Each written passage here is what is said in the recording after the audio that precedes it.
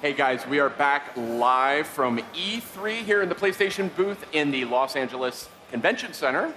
Live in sunny LA. Yeah, they still have like. And we are here to talk about I think this segment Anthem. is like 15. Yes. And that's right. We have the games director right here. Thank you so much for joining us, sir. Absolutely, my pleasure. And we're going to get a little look at some of the gameplay. We have Ramon Russell as well. What's happening? So, John, tell me a little bit about where BioWare's head was at when it came to creating Anthem. It's a bit of a departure for the studio. Absolutely. I think that, honestly, when you look at the history of BioWare games, we've always been evolving the way that we approach storytelling. And like from Baldur's Gate to Jade Empire, Knights of the Old Republic, Mass Effect and Dragon Age, right? We've always tried to change up and evolve the way we tell stories. And we felt that what we're doing at Anthem is really the next kind of evolutionary step for BioWare. Now, BioWare with Mass Effect 2 and Mass Effect 3 definitely had a presence in that co-op world. Absolutely. That was something you guys had definitely played around with. But Anthem is taking that to a different level. So tell me about, sort of that co-op emphasis and why that was such a critical part of this game. Yeah, absolutely. We really wanted Anthem to be a very natural cooperative experience and social experience, because it's a great thing to experience with your friends, just to get together and play in this big world that we've created. And we felt like, yeah, that's the right thing. Telling stories has always been a very social experience, in our history. And we felt that that was just a supernatural step. Great. And we have a little bit of Anthem footage. We can start running that now. Great. We'll continue our discussion. We'll point out anything that looks interesting, which I'm sure will be quite a few things. Yes, so speaking indeed. of Mass Effect, that's obviously one of the things BioWare is very, very much known for. What lessons did you take moving from the Mass Effect series going to a massively multiplayer online game? That is a good question. It's really all about how you think about story and taking it from that kind of plane of, well, you have a great told, crafted story that has a beginning, a middle, and an end, and kind of bringing it to a more open world perspective. We're still telling that crafted story, but then we're layering on top of that a big world conflict story that we won't really solve because we want you to go out into the world of Anthem and always be a hero. And then there's that cool storytelling that goes on between players where, you're playing together or you've been playing Anthem and you get together the next day at school or at work and you talk about the awesome adventure you just had with your buddies. And that's a really cool experience, and that's a piece of storytelling too.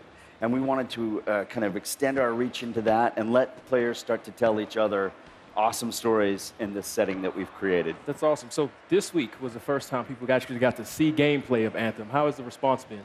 The response has been overwhelmingly just positive and wonderful. It's so nice to be able to take something that you've been laboring over for so long and keeping secret and just be able to finally share it with everybody. Rockets and robots, who doesn't love that? It's been great. So tell me a little bit about this shared world that you're creating with this game.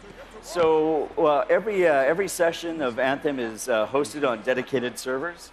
So when we're out playing in the world, whether we're grouped together or not, we're all going to experience the same day and night times, the same weather, the same big world events. So it's an experience that, again, even if we weren't grouped together that night, we can get together at work or school the next day and talk about that experience.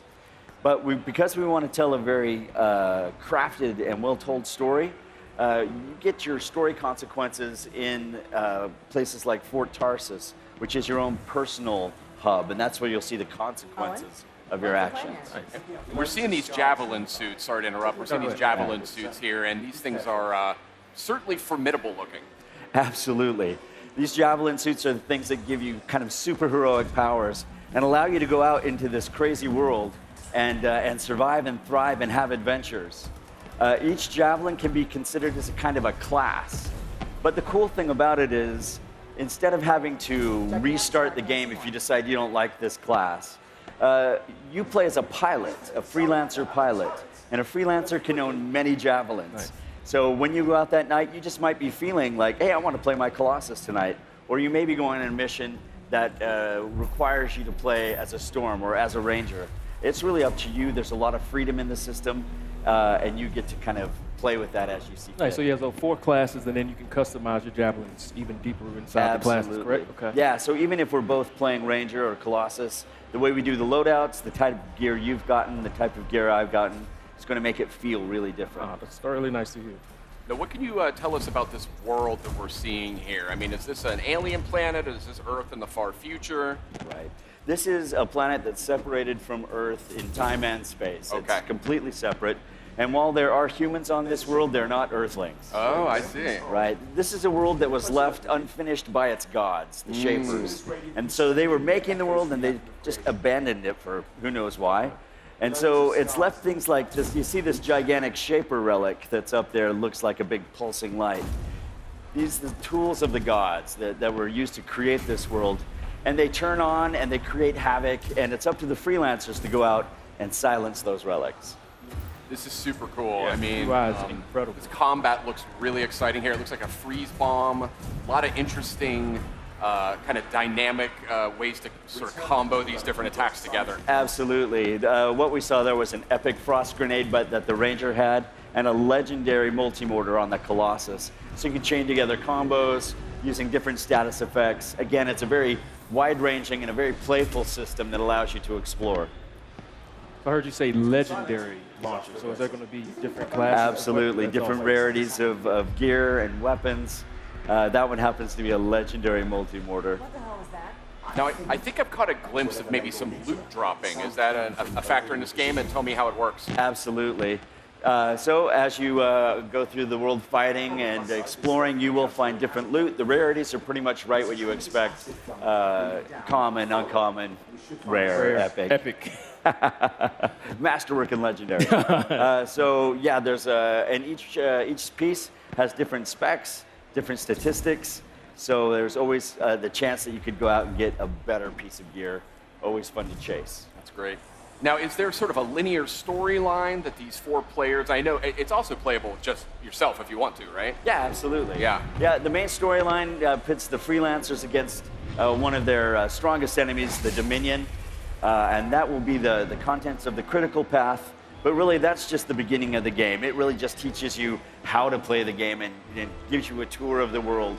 The real game really opens up after you've completed that great story.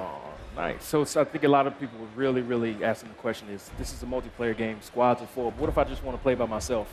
Yeah, And you can do absolutely. that. Yeah, if you want a lone wolf, you can play through the story missions by yourself if you want.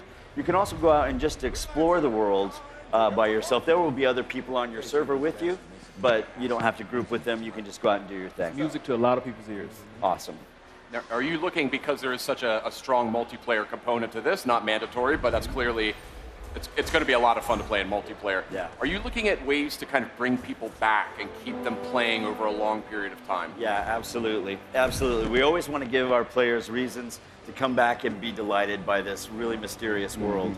So we'll be doing events. We'll be doing things that we'll talk more about later in detail, Sure. but we're absolutely planning on giving you lots of reasons to come back. This is a game that's in it for the long haul. We're going to be seeing a lot of Anthem, it sounds like. Absolutely. Yeah, that's great.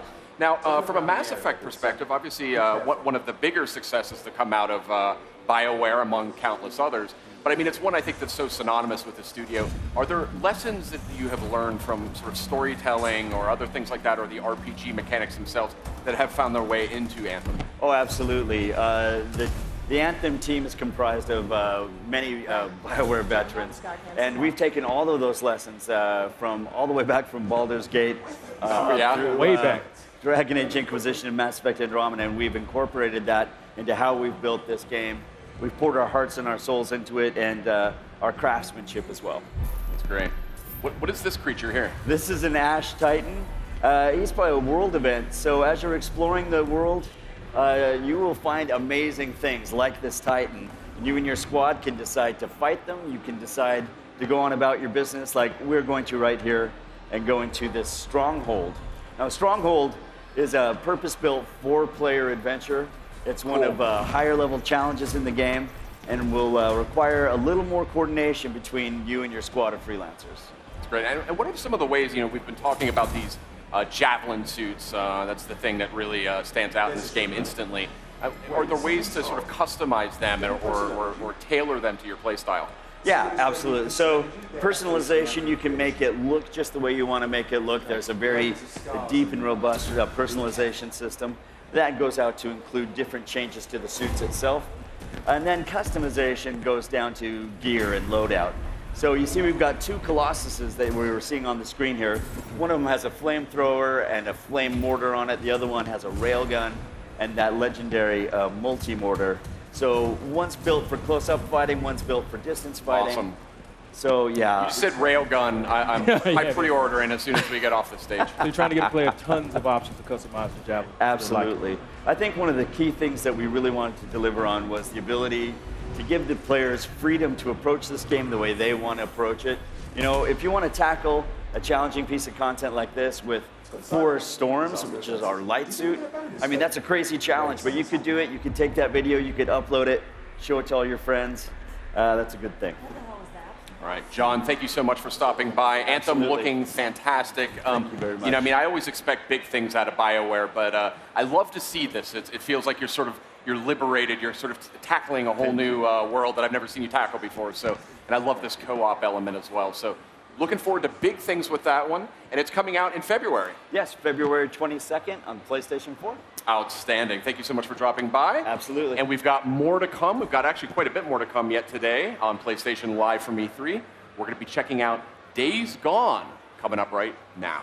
So come back for that. PlayStation